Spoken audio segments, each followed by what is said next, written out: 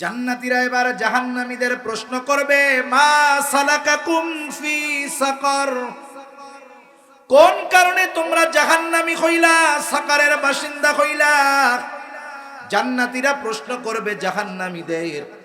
জাহান্নামীরা প্রশ্নের জবাবে এই সূরার যেই আয়াতগুলো আমি আপনাদের খেদমতে তিলাওয়াত করেছি, জাহান্নামীরা তাদের জাহান্নামে যাওয়ার 4টি কারণ বলবে। কয়টা কারণ? এখানে কেউ আছেন যে জাহান্নামে যাইতে চান? দুই একজন থাকলে একটু আদুজা করেন তো। দেখেন, বাস্তবতা হলো এখানে এমন লোক হয়তো আছে, থাকতে পারে, যে জুমা ছাড়া কোনো নামাজ পড়ে না, কিন্তু সেও জাহান্নামে যাইতে চায় না। জাহান্নামে কেউ যাইতে চায় না, বরং অনেক ক্ষেত্রে নামাজির চাইতে বেনামাজি জান্নাতে যাওয়ার ব্যাপারে আশাবাদী বেশি থাকে।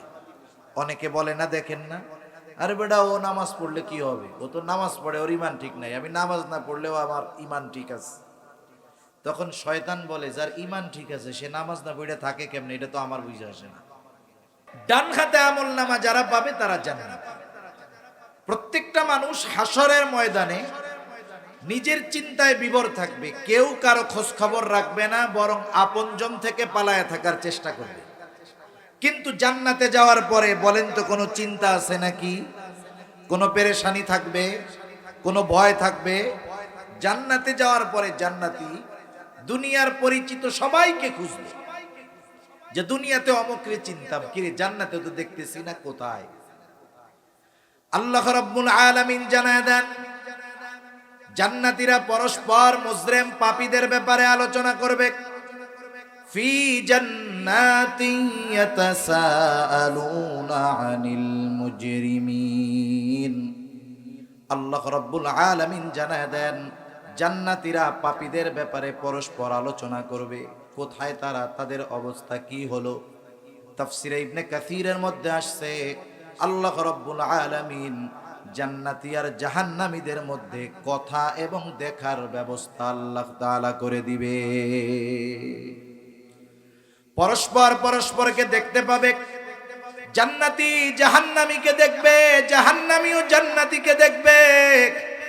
জান্নাতি যখন জাহান্নামের দিকে তাকায় দেখবে, জাহান্নামের মধ্যে দেখা যায় তার আপনজন, প্রিয়জন, বন্ধু বান্ধব, আত্মীয় স্বজন একসাথে দুনিয়ায় চলাফেরা করত, একই অফিসে চাকরি করত, একই বাজারে ব্যবসা করত, একই মাঠে খেলাধুলা করত।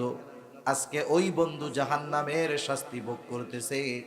এই দৃশ্যটা দেখবার পর জান্নাতি আল্লাহর দরবারে কৃতজ্ঞতার মাত্রা বাড়ায়া দিয়া বলবে, আল্লাহ, দুনিয়াতে তো আমি ওদের সাথেই চলতাম, আপনি যদি আমার প্রতি দয়া না করতেন, মেহেরবানি না করতেন, তাহলে হয়তো আজকে আমাকেও ওদের সাথে জাহান্নামে থাকা লাগতো। কারণ মানুষ নেয়ামত বুঝতে পারে কখন? যখন দেখে ওই নেয়ামতের বিপরীতে কিছু। মানুষ যখন কষ্টে থাকা কোনো ব্যক্তিকে দেখে, তখন সে নিজের সুখ বাস্তবে অনুধাবন করতে পারে। মানুষ যখন নিজের নিচের দিকে তাকায়, তখন সে দেখতে পারে যে আমি আসলে কত ভালো আছি। এবার জাহান্নামীরাও জান্নাতীদেরকে দেখবে, জাহান্নামীরা জান্নাতের দিকে তাকায় দেখবে তার বন্ধু বান্ধব, আপনজন, প্রিয়জন জান্নাতের নাজ নেয়ামত ভোগ করতেছে। এই দৃশ্য দেখবার পর এমনিতেই তো জাহান্নামের আযাবের কষ্ট, আফসোসের কারণে কষ্টের মাত্রা বেশি অনুভব হবে। আফসোসের কারণে কিন্তু কষ্টের মাত্রা বেশি অনুভব হয়। এই আফসোস তাদের যন্ত্রণা বৃদ্ধির কারণ হয়ে যাবে। এইবার জান্নাতীদের জানতে মন চায়, আমাদের এই আপনজন, বন্ধুজন, বন্ধু বান্ধব, প্রিয়জন, আত্মীয় স্বজন এরা কোন কারণে জাহান্নামে গেল? একসাথেই তো দুনিয়ায় থাকতাম, কোন কারণে জাহান্নামে গেল? এই জাহান্নামীদের কাছে জান্নাতীরা তাদের জাহান্নামে যাওয়ার কারণগুলো জানতে চাইবে। জান্নাতীরা এবার জাহান্নামীদের প্রশ্ন করবে, মা সালাকাকুম ফি সাকার, কোন কারণে তোমরা জাহান্নামী হইলা, সাকারের বাসিন্দা হইলা? জান্নাতীরা প্রশ্ন করবে জাহান্নামীদের।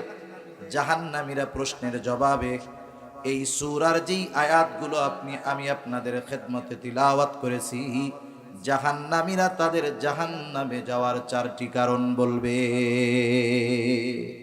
কয়টা কারণ?